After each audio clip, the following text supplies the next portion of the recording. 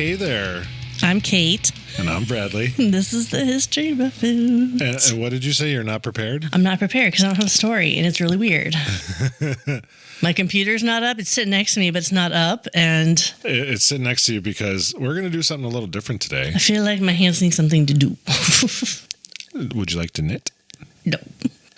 So this is a special origin of weird, and this is going to be interesting because I've never really done this before, because usually I'm the one that interacts with Kate's story, stories. And, well, I thought to try something different. So I am going to try something here, and I hope this doesn't suck. Okay. So we like to throw idioms in from time to time, yes? Yes. Oh, I'm sorry. You can tell I'm not used to driving this ship. I held up our unopened beers as in, don't forget that we have a beers to open. This is so backwards. I feel like this is never going to see the light of day. So I have the Three Sheeps Pineapple Fresh Coast. Because you've had the regular Fresh Coast and before, I loved it. Yeah. And this is a juicy pale ale with pineapple. I guess I didn't realize it was a pale ale. Same. Is that what all Fresh Coasts are? No, I don't think so. Oh, interesting. I guess I haven't had enough of their beers to know what they are. But this one is, so Three Sheeps is in Sheboygan. Correct, Wisconsin. Yeah. I've been there. It's fun. And I have a Pet Skull Brewing Company, and you said these are from Manitowoc, right? Yeah. I have a Rejuvenate New England IPA. What's the difference between Indian IPA and then? No, it's not New Indian. New was just a misstep, but yeah. So an Indian IPA is a India Pale Ale. Yeah. A New England one is just literally from like our New England area. Oh, okay. The East Coast, basically. There's American Pale Ales. There's lots of variations. Oh. So typically, if I'm not mistaken, if I'm remembering my beer knowledge correctly, New England IPAs are a little more on the juicier side, if I'm not mistaken. Hence the name. Rejuvenate, correct? Mm-hmm. So let's crack them open and see what we got here. Ooh, mine was a little sloppy. Gonna jump out you? Yeah, a little bit. Cheers. Cheers. Ooh, it's not bad. That is on the juicier side. I think I taste pineapple. I mean, I hope so. It's a pineapple Fresh Coast. It's super subtle. Is it really? But it tastes really delicious. I say that's probably not a bad thing. I love pineapple. It's on the back end. Okay, sure. I can see that. Like when I breathe. Stop breathing. I'm just kidding. Like when I allow it to the leftovers to sit in my mouth. Sure. I guess the aroma. I don't know. You pick up the effervescence? No. Effervescence. It's definitely on the back end, but it's really good. I like it. Good. I'm glad you like it. Mine's rather quite tasty, so much I'm going to take another sip. I might actually get to finish a beer. I was going to ask, do you need a backup beer? I don't know. I mean, we can always clap it out. I have that Modelo over there. Why is it over there? All right. So, from time to time... I burped. That's got to be not a first on this podcast. When we do our episodes, sometimes we like to throw in idioms. Mm-hmm. Yes? Yes. So, I might have exhausted my entire list on this episode. Seriously? But I think it was worth it. Oh my God. So... What's our backup plan? Look up more idioms. Oh, okay. I'll get to that later, too. Kind of. I thought it'd be kind of fun just to do a little... I don't want to say a deeper dive because so basically I kind of broke it up into a couple sections for this episode, and I'm going to do a little deep dive on a few of them. I got another couple things to do with it, and I thought it'd be kind of fun to learn some more idioms basically. Okay. And kind of just, I don't know, do something a little different than what we're used to. And I know you're thrown off as fuck right now. I am. And so am I, because I really hope this isn't a shitty episode.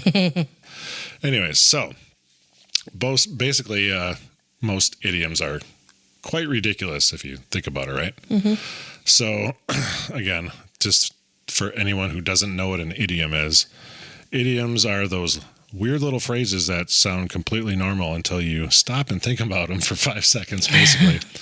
They just make no sense. And like, don't put the horse before the cart. No, yeah. Don't put the cart before the horse. I mean, usually you want the horse before the cart, but yes, correct. But like, so for example, like why are we letting cats out of the bag? Right. You know, Yeah. Who put them in there in the first place? Anyways, who let the dogs? Sorry. That's part of it. I'll get to that.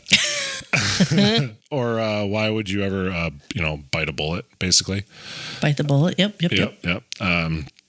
So I was kind of looking around stuff, and I saw this kind of quote thing, and it says, "Idioms are like history's inside jokes."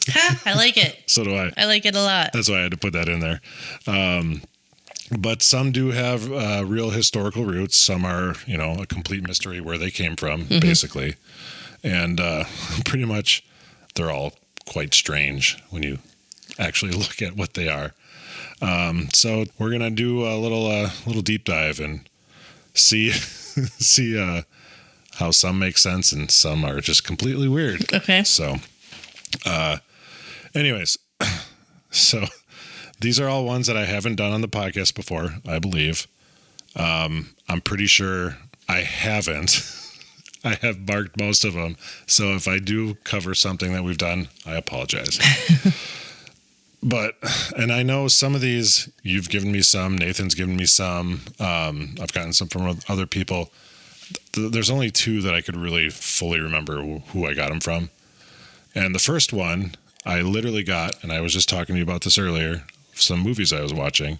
And I've known of this, but I was watching this movie the other day, and I'm like, and this kind of helped, start off this thought of doing this episode. Mm-hmm. So I was watching The Dark Knight, and Bruce Wayne is talking to Lucius Fox and says, I'm playing this one close to the vest. Oh, yeah. So the idiom, and it varies, is close to the chest or close to the vest. And I'll get into that a little bit. But the idiom close to the chest, again, also often said as close to the vest, comes from the world of card games, particularly poker, and has everything to do with strategy, secrecy, and not tipping your hand. Literally and figuratively, basically. But the origin of it is from, like I said, card games. And games like poker, keeping your cards hidden from your opponents is crucial. If you hold them loosely or away from your body, you risk revealing your hand, even if you don't intend to, basically. So skilled players were advised to hold their cards close to their vest or chest to avoid giving away any clues about their strategy, luck, or emotions. Vest was the more common term in the 19th century American English, and over time, chest became an interchangeable and slightly more modern sounding version. So bottom line is basically holding cards close to your body equals keeping your intentions secret and maintaining control. The idiom evolved to apply beyond poker table, the poker table, I should say, sorry, and now means to keep information, plans, or feelings secret, revealing little to others. So in like business, the CEO played it close to the chest during negotiations. In relationships, this is a quote one I found, actually. I thought it was funny. She's nice, but she plays her emotions close to the chest. Hard to tell what she's really thinking. I thought that was funny, so I had to include that one. Or in strategy, he's got a plan, but he's keeping it close to the chest for now. So basically, like why this idiom kind of works in this whole world is it comes from a visual.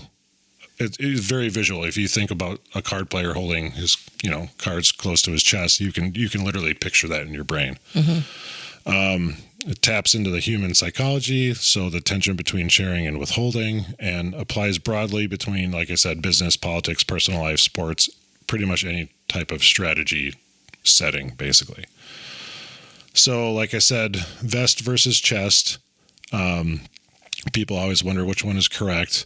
Close to the vest is technically the original, more traditional phrasing, especially in American English.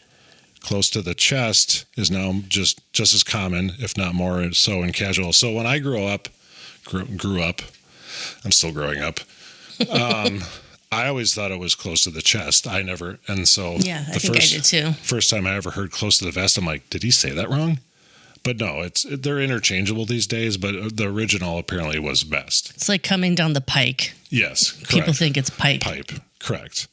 But it does say, I did see, language purists might prefer vest as it's the original word used in the idiom, but in modern conversation, both are widely accepted. So, first interactive part here. Okay. I have a little role play. So open your computer, and obviously you'll read the red parts. Okay. All right. So I'm going to set the mood here. It was a smoky Tuesday night in the back room of Club Buffoons. Hey. The stakes were high, and everyone at the table was playing their cards close to the chest. You going to play that hand, tough guy? Or are you just here to babysit your chips? I play when the time's right, not before, not after. Timing is everything. That's so, because from where I'm sitting, you're all mystery and no action. You've been sitting on that hand so long, it's growing roots. I keep it close to the chest like a secret or a disappointing Christmas gift. Disappointing Christmas gift.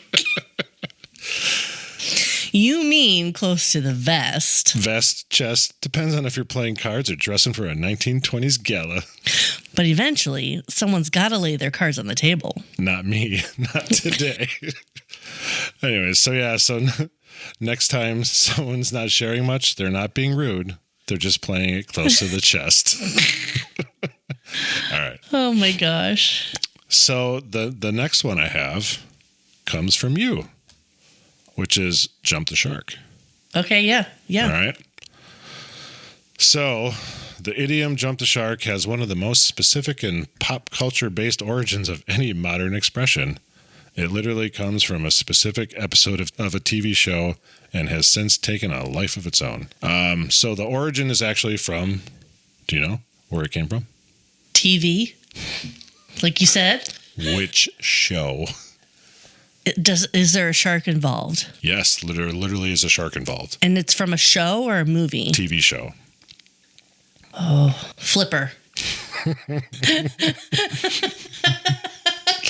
I mean, I like the guess. Because that was an old show, right? I think that was an old show. Was that a TV show? I think so. I think you're right. I guess I don't recall. I don't know. I'm making that up, maybe. A shark in a TV show. Yep. Oh. It's quite ridiculous, honestly, and that's why this whole thing kind of stuck. Was it's older than Sharknado. That's a movie, I guess.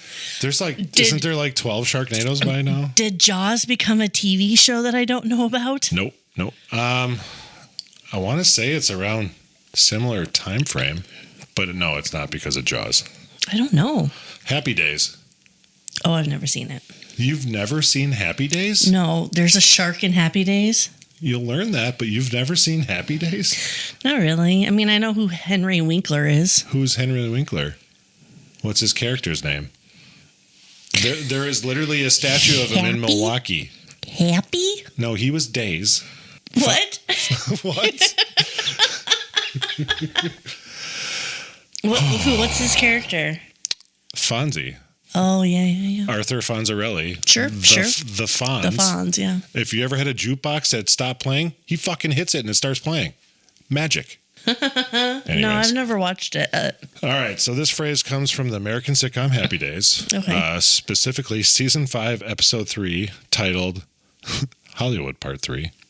So great there. It's called Hollywood Part 3. Yeah. Okay. It aired in September of 1977. Okay.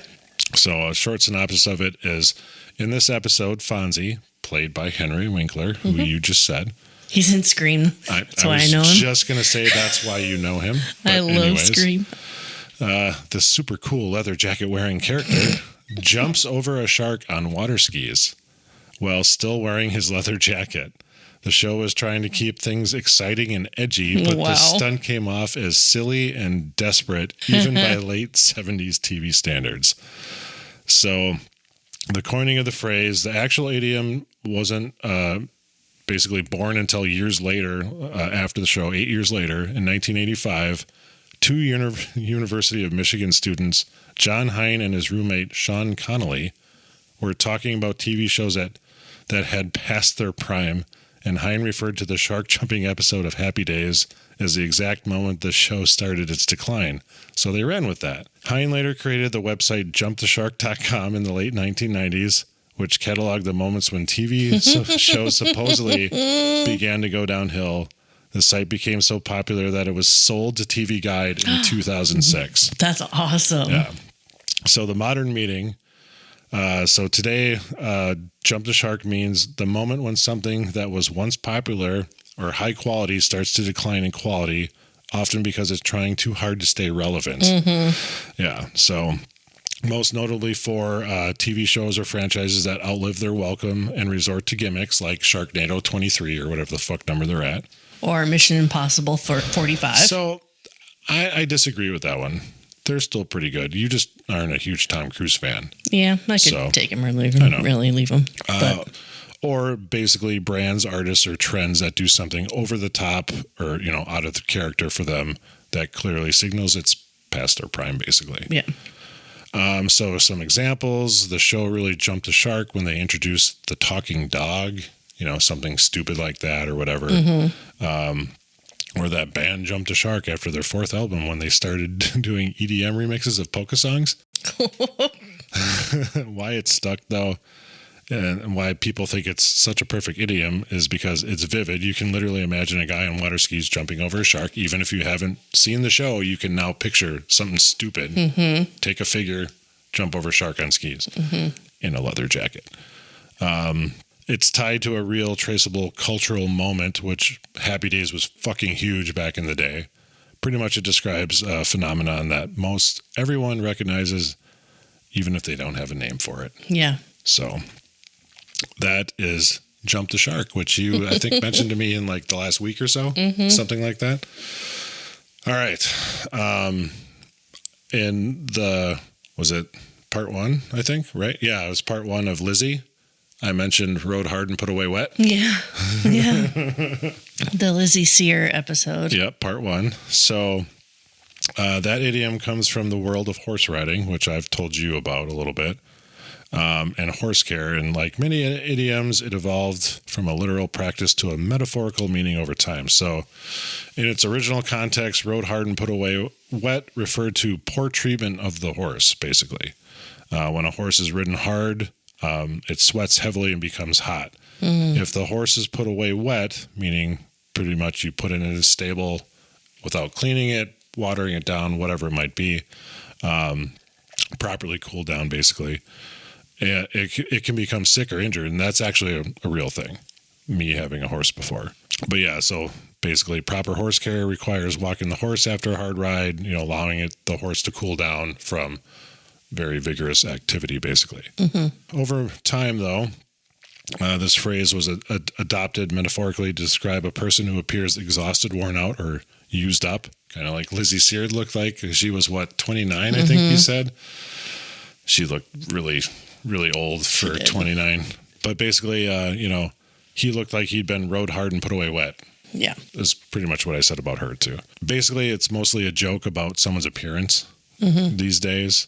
And a lot of people just use it for, I don't know, not an attractive person kind of thing. Good old horse riding. So have you ever heard the idiom? I kind of picked this one specifically for you because of your 5 cats.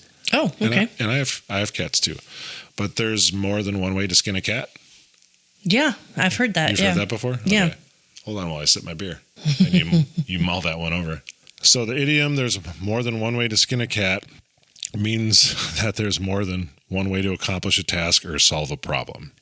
It's about flexibility, problem solving, and the idea that if one method doesn't work, you can try another. That phrase sounds pretty grisly at face value, so let's break it down. Break it down. All right. No, keep going. No, thanks. No, keep going. No, thanks. No, keep going. No, thanks. Oh, my God. That was fucking masterpiece. All right. So the phrase isn't really about cats. Okay. apparently. So the cat part isn't literal. It's a metaphor. Right. In early centuries, cats and other animals were sometimes used in idioms because they were familiar to everyone, and people were way more comfortable referencing violent imagery than we are now. Which sometimes I disagree with that, but either way. It likely never had anything to do with people routinely skinning cats, but rather was an evocative way of saying there are multiple techniques. So early versions use different wording. The earliest known version doesn't even mention cats. It's from 1678. Wow. John Ray, an English naturalist, I don't know what a naturalist is, but anyways, and compiler of Proverbs wrote, "There are more ways to kill a dog than hanging." So dogs were the first one, apparently, or at least the first thing they can kind of associate with that. It wasn't until the 19th century that skin a cat version became widespread. One of the earliest known uses comes from an 1840 work by American humorist Sebastian G. Doyle.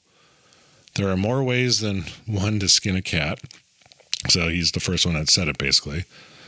This version seemed to catch on, likely because of its vivid and memorable phrasing. People tend to remember weird or striking impressions. Like, you talk about skinning one of your cats, you're like, what the fuck? Yeah. You'd remember that, right? So I thought this was kind of weird, but it may have roots in fishing or trapping terminology. Yeah, I didn't really... Well, I'll tell you. There's more than one way to scale a fish. Or to trap a fish. Some researchers speculate that skinning a cat might refer to catfish. Oh. You like catfish. I really do. I know. Which were and are commonly eaten. Catfish are notoriously hard to clean and prepare because of their tough skin, and fishermen developed a number of techniques to skin them. So the phrase may have started among fishers as a literal comment and evolved into a metaphor. So this is kind of why the idiom stuck. It's got graphic imagery. Sure does. Sure does. So that kind of makes it memorable, right? Yeah. Our brains remember things that are shocking, gross, or dramatic. It's flexible. You can use it in almost any problem-solving context. Makes sense. And I like this one, though. It's got rhythm. It's got rhythm. The phrase has a nice flow and balance that helps it endure. I'm like, all right. I thought this was also funny in some of my looking at this up. Modern sensitivities. Nowadays, people are more aware of animal cruelty and might find the phrase off-putting, and because of that, there's alternatives. Oh. Like, this is so lame. There's more than one way to do it. No. You don't say. Wait. I was actually going to say that. There's more than one way to do this. More than one way to crack a nut. That sounds painful. And different strokes for different folks. Sometimes those are used depending on your audience, basically. Mm-hmm. All right, so I have wrote a scene. Do I get to open my computer again? Yeah, and you got to click on the part 3 one. And I'll set the scene when you're ready. Ready. So I even gave you a name. It's not just Kate. You're playing a character. Okay. So to set the scene, we're in a dark 1800s parlor room. 2 people in waistcoats, Percival and Emma. You're Emma, I'm Percival. No, thank you. Sit drinking tea. Papers and diagrams are spread out on the table. A taxidermied cat sits ominously on a shelf. So I'll be Percival here. Now hear me out, Emma. What if we skin it from the tail up? Tail up? Are you mad, Percival? That's how my cousin lost a thumb. The tension builds near the haunches. It's madness. Madness? No. It's innovation. Look, if we don't find a new way to skin a cat, the Royal Efficiency Society is going to reject our grand proposal again. Why can't we just invent something practical like a steam-powered muffin warmer? Because, Emma, everyone is doing muffins, but cat skinning? Untapped market. You know, the idiom never said we had to actually skin a cat. It's metaphorical, Percival. Like, don't count your chickens. So I'm not supposed to count the chickens either? And this is why the phrase stuck, because no matter what you're doing, there's always another terrible way to go about it. Wow. So that's the end of our role playing. Thank you for participating. Absolutely. It's fun. So anywho, that's the end of the deep dive on those particular idioms. So, and I do even mention this at the end, but I'll even say it now. We have another section here, and this is another interactive part. Okay. The ones I'm about to do, I may do a deeper dive on episodes down the road. Okay. I just want to say that. So, we are going to do rapid fire idioms. Oh. All right. Okay. So, I'll say the idiom. Okay. Kate, you will guess the meaning. Okay. All right. I'll let you know if you're correct, and then I'll give a very, very, like I said, short explanation to each one. That came from the bowels. That came from the depths. Someone behind me. Shh. I don't see anyone. Scot-free. Is it scot-free or scotch-free? Scot. I was wondering. Scotch-free is a non-alcoholic drink.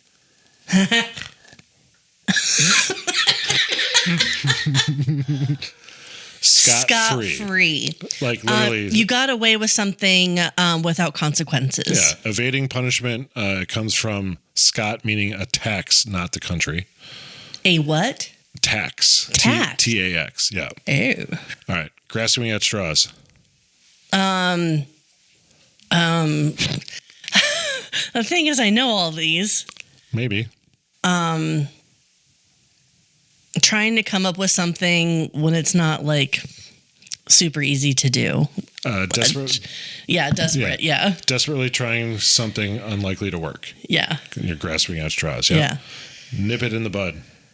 Stop it before it starts. Stopping a problem early, like trimming a flower before it blooms. Mm-hmm. Which I thought that was funny. That was one of the examples I found. Rhyme and reason. There's no rhyme or reason. There's no. Well, if you say no, then you make it negative, but there's also another way to look at it. But it's clear logic or justification. Yeah. Rhyme and reason. So there's a rhyme and reason to this, or there's no rhyme and reason. Obviously, turning it around. There's justification in a reasoning. Yep. Yeah. Wet my whistle. What I'm doing right now with my with my beer. Have a drink. Whistle was slang for mouth, which I can't do, but my 6-year-old son can. Are you calling the birds? No. Okay. I like the cut of your jib. Is jib in reference to a dance? No. Or your outfit? No. Your personality? No. Because I would think like, I like the cut of your jib. I like what you do. I like who you are. I like what you represent. I mean, that's ultimately what it means. Yeah. Yeah. But it refers to the shape of a ship's sail, used to judge it from afar. Mm. So, like, you could see a ship, you could see its jib, and you could tell what it is, basically, like, or who it was, or whatever it was. Yeah. And I like that. It looks I nice. like that from afar. Yeah. But not up close. Head over heels. You love or enjoy something so much. Yeah. That you're head over heels. It's supposed to mean falling in love. Yeah. But originally described doing a somersault. Why? Like, I get the somersault, but why did it change into? So, I've known of this one for, obviously, a long time. I'm fucking old, like you like to tell people. Because there's something referencing, like, a tea kettle, too, that's similar. Is there? Head over heels. I did not see that. Something over spout or something. I don't know. Ass over tea kettle? Yeah, that's it. Is that it? Maybe. Yeah. I've never heard it was originally described doing a somersault. I'd never heard that before I looked this up. But I always thought like head over heels was stupid because it's called standing up. But I never really understood that, but I knew what it meant, but I just that's kind of dumb. But anyways. So now you'll have to do a deeper dive on that one? We'll do a deeper dive on that one compared to tea kettle over... Ass over tea kettle? Yeah. Yeah. Dollars to donuts. Like a even exchange of something? Not quite. Betting something valuable against something nearly worthless. A very confident wager. So if you were going to like, if you knew for sure that whatever was going to win, Yeah. you would bet $1,000, but you would only bet the person you're betting against would only have to bet $1 kind of thing. Cause you knew you're going to fucking win kind of scenario, something like that. Down to brass tacks. Oh, I don't know that one. Getting to the core of a matter. The origin is unclear, possibly furniture related. French related. Furniture. Yeah, not French. In a nutshell, that's from Nathan. In a nutshell, basically something, a large concept kind of broken down into like a quick. Yeah, a very brief summary. Summary, It goes back to ancient texts said to fit entire stories in tiny containers. And it's funny because when Nathan sent me that one, I sent him back the Austin Powers gif that is him in a nutshell. Like, I don't know if you remember that movie, but anyways. All right. Pleased as punch. I mean, that kind of speaks for itself. Does it though? Yeah, you're so happy about something. Yeah. I don't know what Punch and Judy is, but apparently it's something, and it refers to Punch from Punch and Judy. It's some kind of doll. Is that what it is? I only know it in reference to the movie Gone Girl. Was that in there? I don't remember that. It was part of like their scavenger hunt. There was a Punch and Judy doll. Oh shit! I didn't put that together. But I don't know if they're dolls or like they're characters that in the movie they had them represented as dolls. I don't know. I'm not sure, but it basically refers to Punch from Punch and Judy, who was constantly violent yet always delighted. Unhinged and happy energy. Yeah, is basically what it's saying. Yeah. So, all right. So that concludes our rapid fire. Wonderful. Now I have one more for you. Okay. One truth, two lies. We've done this once before. Oh man. I know. So I'm going to give you the idiom. Okay. And I'm going to give you 3 options. Okay. You have to guess which one's right. Done. All right. So, but yeah, so we've done one of these before. I thought it'd be fun to do another. Rule of thumb. Have you heard this before? Yes. Do you know the answer? I think so. Well, let's see if you do. Okay. Option A. In medieval England, it was legal for a man to beat his wife with a stick no thicker than his thumb, hence the rule of thumb. Mm-hmm. Okay. Option B. Carpenters often used their thumbs to estimate inches before precise rulers were widely available. It became a rough measuring standard. Mm-hmm. Option C. Scottish judges in the 1500s used thumbs as units to measure the distance a criminal had to walk as punishment. Yikes. Leading to the term. Which one do you got? I'm going to say A. A, huh? Yes. Well, you would be wrong. You know why I would say A? Because man beat his wife? What? Because there is a reference to it in Boondock Saints at the very beginning. Oh. When they said they were... That's right. The brothers were teaching a new hire how to work the meat plant of some kind. Yeah. And he said, well, rule of thumb. And she's like, men weren't supposed to beat their wives with no more than, the thickness of their thumb. That's where I got that. So. That's wrong. It is wrong. And it's funny you mentioned that. I totally forgot about that. But the funny thing is, it's a myth. That a persistent myth that basically people think is correct for that. Do you think that's what's that called? Mandela effect? No, it's literally a myth that people think that's what rule of thumb means. I wonder where that came from. History? I'm not sure. Okay, so the other one was basically using your thumb as a ruler. Which is correct. That's the correct one. Yes. That was going to be my next. Right. Yeah. My next answer. I mean, the third one I came up with was kind of ridiculous because who's going to measure how many thumbs you're going to walk through your punishment? But I don't know. Get your thumbs out. It's a unit of measure. Get your thumbs out, everybody. We got this, okay? No, maybe not. But So those are the idioms I have for you today. Thank you. I hope you enjoyed some of them. I did. But if there's anything we learned today, that idioms are completely absurd. I mean, most of them are. But somehow they're still around. They're passed down like weird hand-me-downs from history, even if we've all forgotten where they came from. And that's why we do these, because we don't know. I don't know where fucking most of these come from. And that's kind of why I like looking them up. I feel like I was bamboozled. Not an with idiom, Boondock Saints. But a great word. Bamboozled. I think we need to come up with something for that. But that's probably what makes them last, though, is their historical nonsense that we've just agreed makes sense for the most part. But I would like to say, hopefully anyone who gets it this far, if you have a favorite idiom you want us to explore, or ruin for that matter, please send it our way. I like to, sprinkle these in our episodes from time to time. And if I get enough of them again, because like I said, I exhausted most of my list. So, which means I have to fill up our episode. Yes, so don't suck. But if we get enough of them again, maybe we'll do a part 2 similar to this down the road. So perfect. But like I said, though, some of the ones I did in the rapid fire, because they were very quick, brief explanations, I might do a little bit of a deeper dive into them in future episodes, just to kind of learn a little more about them, because it was just a quick little thing for it. Who Punch and Judy are.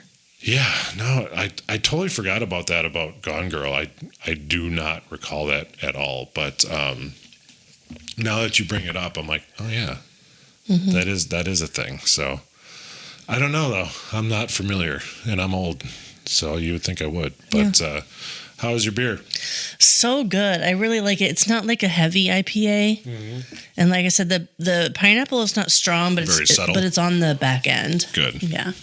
Yeah, mine was... and I officially drank it all. That's impressive, because normally you don't get to. There's been like 1 or 2 that you have, so glad I could help you finish a beer. Yes. So...